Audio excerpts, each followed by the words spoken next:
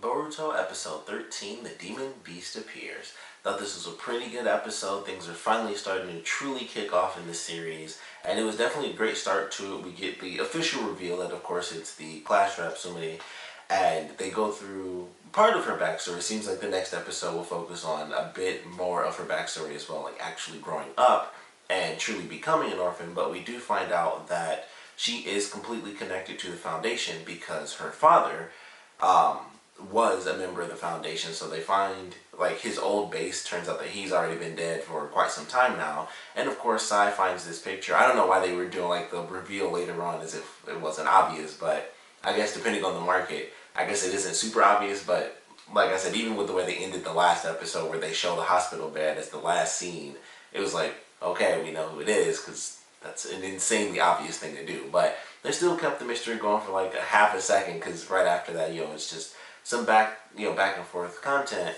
where we go to Boruto and Mitsuki and they're talking about it, and we get the reveal that it's the Clash rep. Then after that, it goes to Naruto, Sai, and Kakashi, who shows up, who's still super freaking awesome. He even pulls out a new trick in this episode with a purple lightning blade, which I thought was pretty cool. I think they've shown that before, because there's been like a million different colors. There's the blue, we got purple in this one, but I feel like we've seen purple like one other time before. And then of course there's like the Amaterasu purple version that we've seen where Sasuke and Naruto like do that team up move they do is kind of like purple, and there's like a million different colors and stuff. But then there's also when Sasuke was doing his curse mark, he had the really cool gray and black version when he first fought Naruto.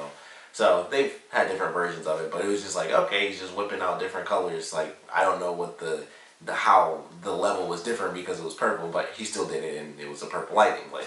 But Kakashi comes in, he helps them out. He talks about how he'd been basically looking into research that Danzo had performed when he was still alive, and that's how he finds out about this great beast that's been summoned, Nue. And they talk about how basically its creation wasn't really meant to be like this crazy rampaging monster. That's part of it, but mostly it's meant to like just blow up once it gets enough chakra. It's meant to be like a giant detonation within some sort of village. So it's very interesting the way that they had to tackle it, because they go in fighting this thing, and it's like, well, Naruto comes in, they find they do, this is a TV thing, but they find an excuse to not go like crazy epic, because he's like, I'll take care of this junk in one hit, which was kind of a cool moment, because it was like him almost cocky, but it's Naruto, so it makes sense that he'd come in and be like, I'm about to wipe this crap out and we're done. And he's setting the cloak up, and Kakashi's like, wait, and it's like, huh? And it's like, yeah, if you do that, he'll just suck your chakra up and then make an even grander explosion and truly kill everyone. It's like, oh, okay. And so we get like that second glimpse of him going into his cloak, and then it's like, all right, power down. So it's like that we had to, they teased us with it like that, but it made sense. Honestly, the first thing I thought was like, okay, well, I'm pretty sure that this is reminding me of something. And he was like, oh, I can't use my chakra. I got this other thing that makes my eyes get like some orange eyeliner. Boom. It's technically not chakra, it's energy. So I was like, that was the first thing I thought in my head, and it was like, okay, you go with the barrier team. I was like, okay, maybe I'm wrong. I could still be wrong. I didn't look it up, but I'm pretty sure I remember that being a big part of the Great War, where it was like, yeah, you can't use your chakra because basically it was something where they either absorbed his chakra or they could sense everything he was going to do because it was chakra based. And it was like, all right, well, I'll go full energy because you can't be damaged using chakra. So it was like, they've classified those as two separate modes of abilities. Like, energy is different than chakra. Totally different. So I was like, I don't know why that didn't come up, but, whatever. Naruto's still stupid. He can be stupid as an adult and just not think about it. But I thought that was weird. I was like, I'm pretty sure that works. If he's not using chakra, that technically counts as a different ability for him. But he's with the barrier team. It doesn't really matter that much. They're dealing with this creature. They chop the tail off. It's basically like a hydra where more little, even creepier looking tails come out. They basically throw a bunch of kunai over it to try to hook it down. They put the big barrier dome around it. And it's like, okay, well, this is all we got. This is all we can do is basically contain this thing because we can't use chakra on it. It'll just absorb it. So we have to figure out some way to almost contain it permanently, and then eventually stop the person that's actually, kicking things off with this creature, which is where Mitsuki and Boruto come in, because Mitsuki gets the order to actually take out Sumire, whereas like, he's supposed to, capture her and study her, then the orders changed, just like, take her out. We don't find out why his orders were changed, but for whatever reason they were. So his mission now is to kill her. He goes to do that. Of course, he ends up falling behind Boruto, so he ends up, grabbing onto him, using his clone to stop him.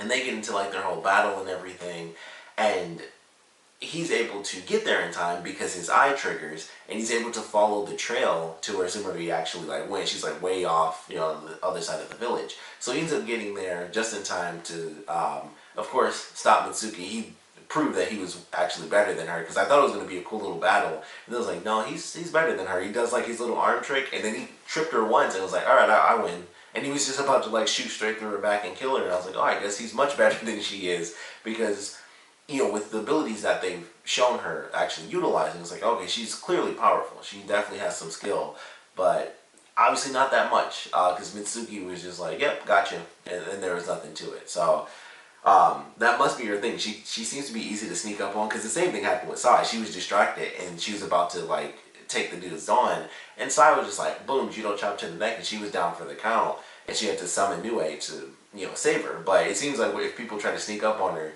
that's like her weakness almost. It's weird. But they're trying to fight, and Boruto's doing this thing where it's like, you can't do this. This is, do you really want to kill each other? He's trying to be the hero, but totally not like his dad.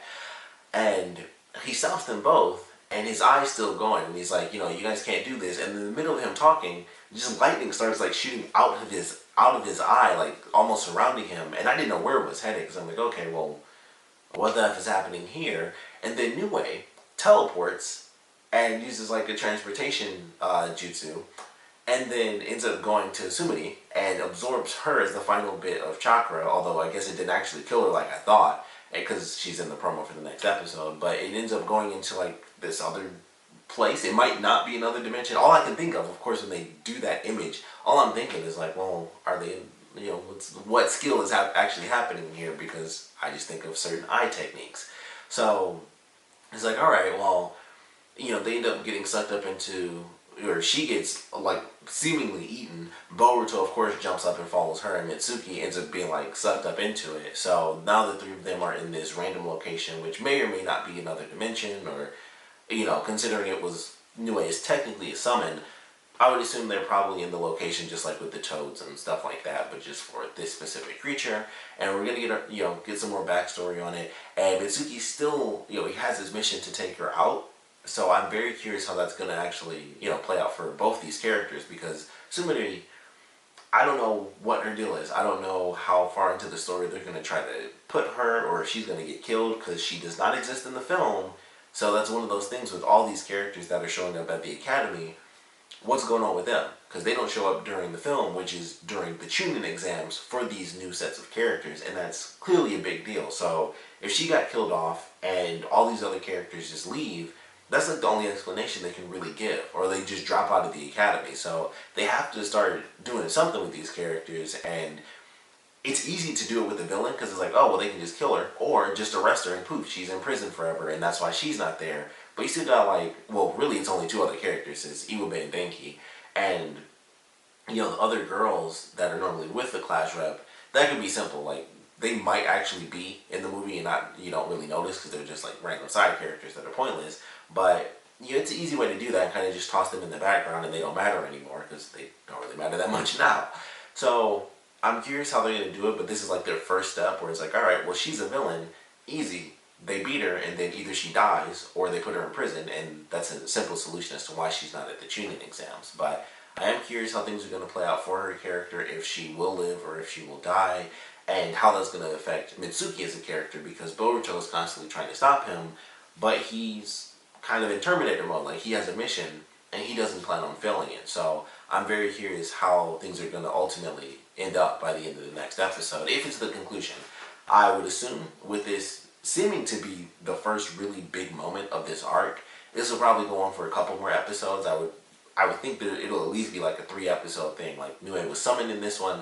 The next episode we get more backstory on Sumire and exactly why she follows the devotion of her parents. And then maybe in the 3rd episode, that'll be like the conclusion to this first arc and they officially solve the problem. But I wouldn't hate it if it went on for maybe like 4 episodes, maybe, not too much talking in there, but if it went on for like 4 or 5 episodes and they had some very decent action in there, and they found, if they do what I was thinking with Naruto, where it's like, okay, well, don't use jutsu, use Sage Mode, then go ahead and do that, and that way we get some cool action. Maybe it's just this giant creature, and he can't defeat it without going into his cloak mode, but of course he can't do that because it would just absorb the chakra. So if they do that, that would be pretty awesome. Plus they could easily say like, well, he can't beat it to its conclusion because she'll just set it off and make it explode early if he beats it too far. So it's like they could still have that action in there, and then maybe she regains control and it's like, all right, I'm going to set it off if you don't stop, or do the typical thing where they have their dialogues and all that stuff, because there's going to be some more talking. I think we all know that. But I am excited for these next couple of episodes. I know there have been some leaks out there about how the story arcs are going to go, but I don't really know them. I didn't want to know because I'm like, if I'm waiting week to week, I definitely don't want to know the story of the episode. So this is definitely the start to something pretty cool. I'm hoping it's really good next week as well. I hope they don't focus too much on her backstory, especially with her not being a relevant character as far as like the movie. And they could easily add stuff if they want to. They could just add scenes in there, or just, like I said, throw the characters in. Like, hey, swap these random characters who meant nothing in the film and put in characters that are more important, and just add a scene here or there where they actually talk to the main characters. They could totally retcon the film in like those small elements and just bring in these characters as well. But I am very curious how things are going to play out for her. But I like this first step. I thought it was cool. Like I said, it didn't go over the top with the action, but it was cool. It was like at least some cool. It was some Naruto style action. It was bombastic, and it wasn't like some little fights here and there. It was like they're fighting this giant creature. Of course, full on Nine Tails vibes with it. The whole episode pretty much being during the night. Or actually, literally, the whole episode was during the night. And so they're fighting this giant creature that's on the outskirts of the city. They didn't show a ton of panic. It was like they had like a half a second sequence when Naruto first showed up. It's like, who's with the like the evacuation squads or whatever. And it was like, oh, here's Shino and Sakura and some random people, and that was it. So there was like, we don't really see the panic of the city, but at the same time, I guess they don't have to show that every time. I just thought it would be kind of cool because it's like, I think that's a really cool way to reference the original series. As much as they do it anyway, that'll just be a cool way to do it. Like, oh, you see the city at night and there's this giant monster looming over everyone, and then people are freaking out and stuff like, oh man, who's going to live, who's going to die? But it's much simpler. Like, they had it contained and they just had to figure out what to do next. And then that doesn't matter because it randomly disappears on them. So now we have to see what Boruto can do to stop Mitsuki from killing, this girl that they've been friends with for quite some time, and, kind of do the anime hero thing, especially shonen, and talk her out of a crappy situation. So we'll see how it ultimately plays out. But of course, we'd love to know what you guys thought about this episode. So please comment below. Let me know your favorite parts, your least favorite parts, and I definitely want to know how you guys expect this to play out. Because, like I said, I think what they're gonna do is probably just end up, or especially with her being a kid, I feel like they might do the prison thing more than like actually kill her. Although I would like to see that happen just because it would take it to a darker level. Considering what we've come from with Shippuden, I would love to see this show get that dark early on. And I know that it's almost like starting over as, like how Naruto basically starts off very childish, but that first arc was like, it's pretty effing intense. Especially when it gets to like that ending, when they finish that fight, that gets super dark. Like, that's the dark, part of that series when it really first kicks off. And I would love to see that happen here. They would straight up just kill like a kid. It would be even darker than what they did in that, which Haku was kind of young, but Haku was like a teenager. They're still like, 12. I mean, not even that, for some of the characters, I would assume. Or they're probably all 12. I guess they're all the same ages as Naruto when that first started too. But it would just be interesting to see exactly how dark it's going to get. So we'll let you know your theories on how this conflict is going to end. Is it going to be dark? Is it going to be kind of a, happy, lighthearted ending? Which would you prefer? For me personally, like I said, with everything we've gone through with the series of Naruto going all the way up to Shippuden and the way it ends, I would love to see this have a dark tone, because we know it's headed there with the glimpse we get in the first episode, but it's like, well, I want to see some of that stuff happen early as well. Things get dark. We know how dark they're going to get eventually, and it may not be related to, Sumire or anything like that, but I also wouldn't hate it if she ended up escaping and it was like, well, it's going to take forever for this to work because it did the first time, and that's how things kind of kick off, the second time around. But that's just me. I want to see it go dark. I wouldn't hate it if she escaped and, it was like, alright, well, she comes back later and brings in the new great villain that helps destroy the village. But that's my opinion. Like I said, we'd love to know where you guys think it's going to go and where you guys want this, conflict to go by the end of this arc. And of course, I want to know what you guys thought about this episode in general. So please comment below, let me know, and thanks for watching.